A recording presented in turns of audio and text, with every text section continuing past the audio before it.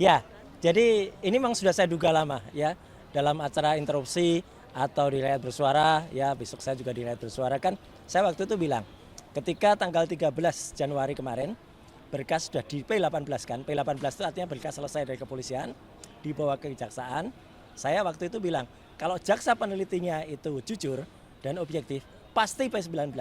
P19 itu apa? Dikembalikan, ya karena tidak lengkap, karena belum ada equality before the law dalam berkas itu. Artinya jumlah saksi dan jumlah ahli yang dihadirkan oleh pihak kami itu belum sebanding dengan yang ada dari pihak pelapor.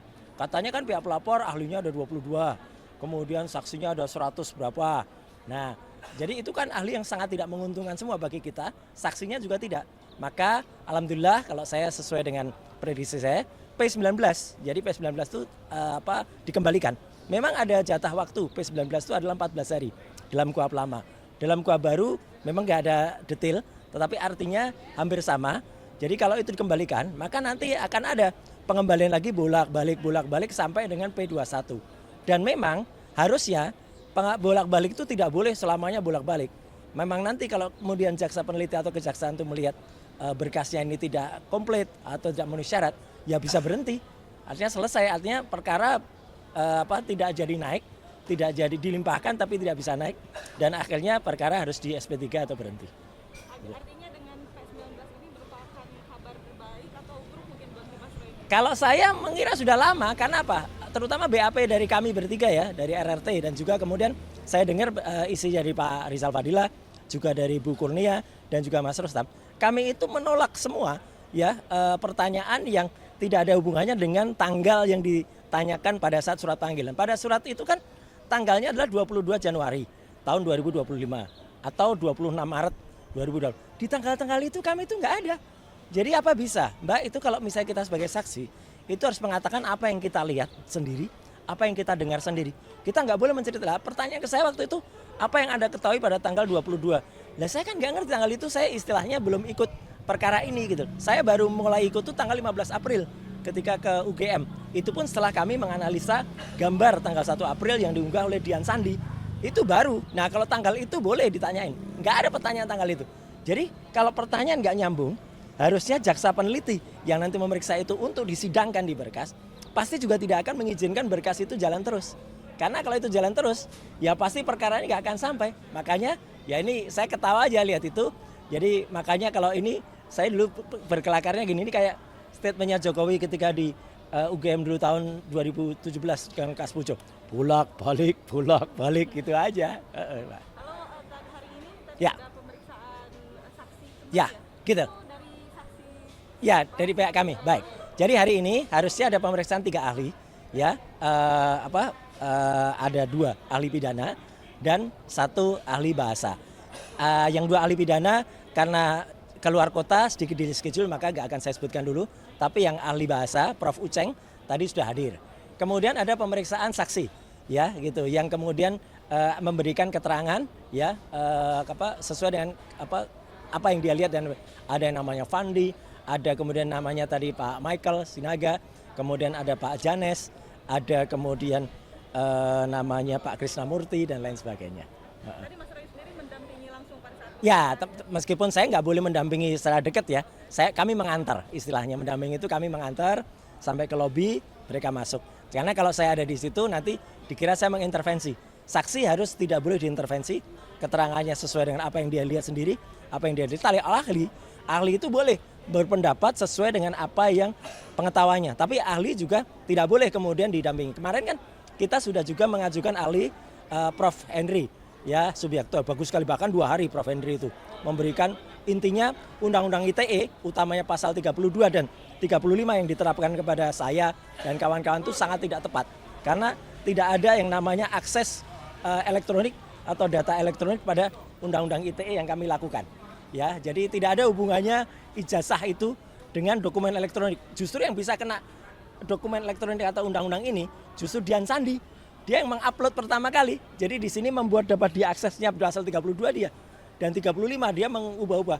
Apa yang saya lakukan, apa yang Dr. Rismon lakukan, apa yang Dr. Tifa lakukan, itu tidak ada yang namanya merekayasa gambar. Ya, nah kemudian ada ahli pidana kemarin ya, Dr. Didit. Itu juga bagus sekali memberikan tentang penjelasan bagaimana maksud di KUHP pasal 310 311 yang lama atau 433 434 yang baru, KUHP baru, itu penerapannya kayak apa? Tidak bisa acak adut diterapkan. Demikian pula menolak penggunaan undang-undang ITE karena seperti saya tidak punya akun, tidak punya akses untuk kita mempublikasikan. Nah, kemudian ada juga ahli pidana Prof Hamidah, mantan anggota Kompolnas, ya itu minggu lalu semua diperiksa. Dan Prof Hamidah juga menyampaikan bagaimana penggunaan undang-undang itu tidak boleh serampangan, tidak boleh seenaknya sehingga mengakibatkan korban. Apalagi semangat dari KUHP yang baru itu adalah semangat untuk kemudian melatih masyarakat itu untuk restoratif, bukan mempidanakan seseorang. Gitu. Lalu ini kan Mas P19 ini jangka waktunya 14 hari itu. Ya. Nah selama 14 hari itu mungkin ada strategi apa mungkin dari Mas? Enggak, kalau strategi dari kami ya kita memberikan saksi-saksi dan ahli-ahli yang insya Allah ahli itu namanya ahli-ahli yang menguntungkan dan saksinya juga ada charge ya, ada charge yang bisa menguntungkan kami. Menguntungkan itu artinya apa? Keterangannya bisa membantu. Contohnya misalnya keterangan dari saksi yang mengetahui Desa Ketoyan yang pernah melakukan liputan di Desa Ketoyan yang ternyata di sana menemukan bahwa tidak ada peserta KKN yang namanya Jokowi. Saksi yang kemudian kenal dengan Pak Kasmujo yang mewawancarai Pak Kasmujo, ya jelas tahu bahwa Pak Kasmujo itu bukan dosen pembimbing akademik, bukan juga dosen pembimbing skripsi. Saksi yang kemudian waktu itu ada di Kota Solo atau di Boyolali yang mengenal latar belakang Jokowi di masa lalu. Nah itu juga akan bagus. Kemudian ada saksi dari desa KKN-nya, ya, lah itu bagus sekali. Dan artinya ini semua akan sama dengan nanti akan nyambung dengan misalnya fakta-fakta ketika di KIP sidang Komisi Informasi Pusat yang menunjukkan bahwa ijazah itu legalisasinya tidak kemudian sempurna, atau fakta-fakta dari Citizen Law Suit sidang di Solo di bawah Dr. Taufik yang mana membuktikan ternyata kemarin ada katanya kawan seangkatan tapi nggak ngerti kosnya di mana, nggak ngerti perjalanannya Jokowinya, jadi kan lucu gitu loh, dan nggak pernah ngerti ada reuni atau apa, Jokowi nggak pernah datang, waktu itu nggak pernah pakai titel insinyurnya, lah kayak gitulah. Jadi artinya saksi-saksi ini insya Allah dengan semakin ditambahnya saksi dan ahli dari pihak kami itu akan membuka fakta masyarakat, membuka fakta para penegak hukum. Saya berharap Tuhan Yang Maha Kuasa Allah Subhanahu Wa Taala akan membuka mata mereka, akan membuka hati mereka, jadi mereka moga-moga mendapat hidayah. Kiranya mungkin Mas ada berapa saksi dan ahli? Oh masih ada beberapa, masih ada sekitar 5 ahli lagi yang akan dihadirkan dan saksinya juga masih ada sekitar 4 sampai 6. Jadi kalau dari mereka ada saksinya ada sekitar ada 100 sekian, ahlinya ada sekitar 22, ya kita mungkin tidak sampai segitu. Tapi yang penting bukan kuantitasnya, tapi kualitasnya. Jangan sampai ahlinya kayak si Joshua misalnya, ahli dari mereka, yang ternyata dalam tayangan di Rakyat Bersuara, di iNews, itu terbukti bohong dengan Andi Aswan. Yang dia bilang scan asli.